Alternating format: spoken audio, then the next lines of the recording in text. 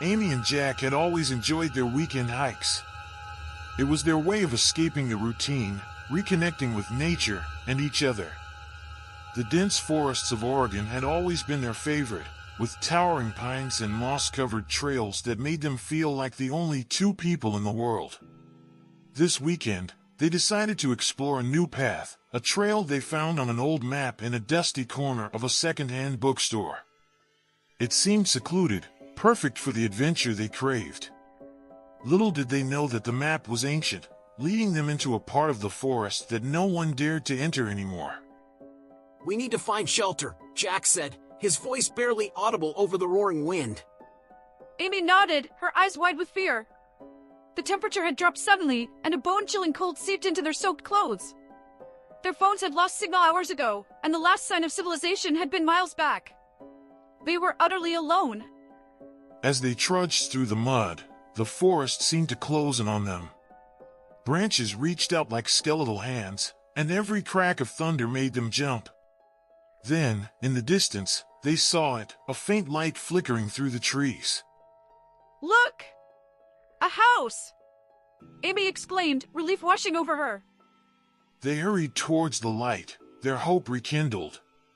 But as they got closer, the house loomed larger and more sinister. It was an old, crumbling structure, its wood rotting and windows shattered. The light they had seen was coming from a single candle burning in the window, casting eerie shadows that danced across the walls. "Are you sure this is a good idea?" Amy whispered, her voice trembling. "We don't have a choice," Jack replied, pushing open the creaking door. "We can't stay out here." Inside, the house was even more unsettling. The air was thick with the scent of decay, and the floorboards groaned under their weight. Strange symbols were carved into the walls, and old, torn furniture was scattered haphazardly around the room. Suddenly, the door slammed shut behind them, and the candle flickered out, plunging them into darkness. "Amy?" Jack called out, reaching for her hand. But before he could find her, something moved in the shadows, a tall, skeletal figure with grotesquely elongated arms. Its skin was a sickly yellow, stretched tightly over its bones, and its eyes gleamed with a malevolent hunger. "Run!" Jack screamed, pulling Amy towards the staircase. But the creature was fast, its long arms snaking through the darkness, trying to grasp them. They bolted up the stairs, their hearts pounding in their chests. Every door they tried was locked, the windows barred. The house was a trap, and the figure was herding them deeper into its twisted maze. "Jack, what is that thing?" Amy cried, her voice breaking with terror. "I don't know." "Just keep moving," he shouted, his mind racing. They had to find a way out. They burst into a room at the end of the hallway, slamming the door behind them. The room was empty except for an old mirror standing in the corner. As they caught their breath, the mirror began to fog up, words appearing on its surface as if written by an invisible hand. "You cannot escape." Amy screamed, and the creature's distorted face appeared in the mirror, grinning wickedly. They had to think fast. Desperate, Jack grabbed a heavy chair and smashed it against the window, but the glass wouldn't break.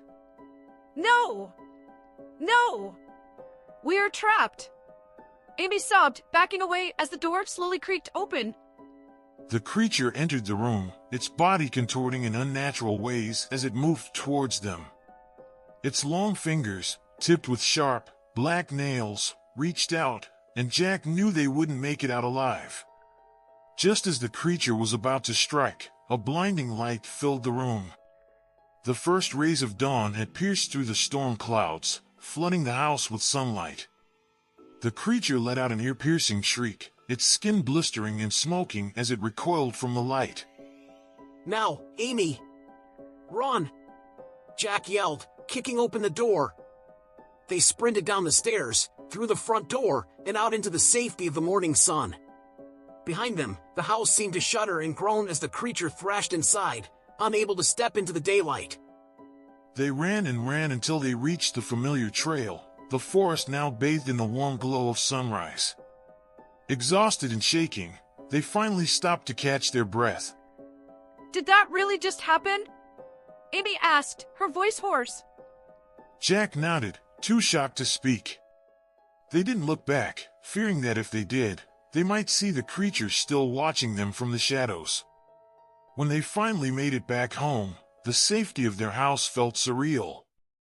But no matter how much they tried to forget, the memory of that night lingered, haunting their dreams with the knowledge that some horrors cannot be escaped, only survived.